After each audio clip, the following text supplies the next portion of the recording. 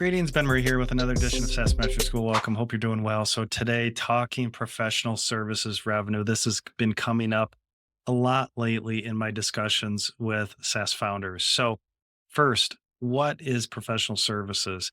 So this is an essential department, and they set up, configure, onboard, and train your customers. So as you scale, typically you will have a dedicated department called professional services. Now, early stage SaaS, I see tech support doing this. I see customer success doing this, even maybe someone in dev doing this function, but eventually roles become dedicated in SaaS companies and you have a professional services group.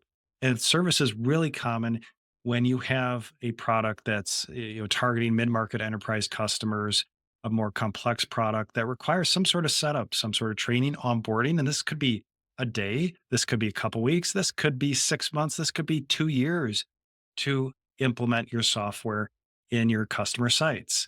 So, professional service is a key function, and this is what they do.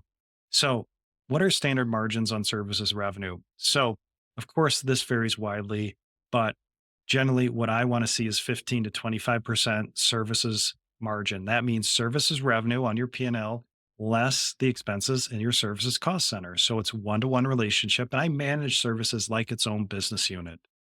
So of course, I've been in businesses where we've had 40 to 50% margins. We just have to be careful that we're not taking away from our ARR revenue streams. And again, that leads me to my next point that the age-old battle between sales and your PS team. So as the sales team is presenting those quotes, those offers to our customers, and we're trying to sell 100,000 of ARR, 50,000 of services, well, we're trying to keep that ARR whole. We know because we're all about recurring revenue. Our valuations are based on recurring revenue.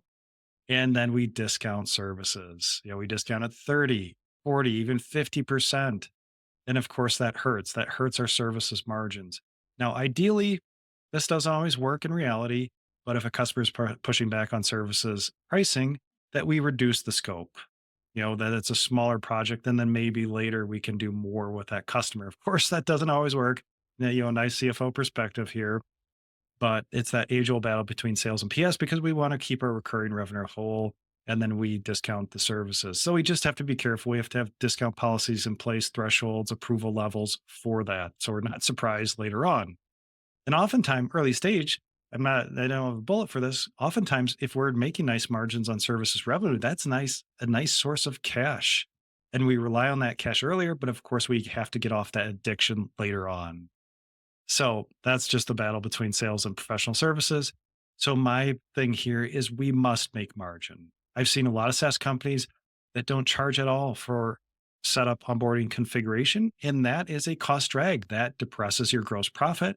It's a strain on EBITDA, it's a strain on cash, and it depends on your profile. If you're making a lot of money, maybe not a big deal, but if you're burning cash and need to get to profitability, that is a big deal. In either setting, whether we have a ton of cash in the bank or not a lot of cash, I still believe we have to make margin on our services revenue, in modest margins from 15 to 25%. Why? Because as we scale, think about if we're a 10 million ARR company and maybe we have a professional services group of, say, six, we become a 20 million, 30 million, right? That department is growing. That's real expense, real headcount that we have to fund. And we have to be successful in that group.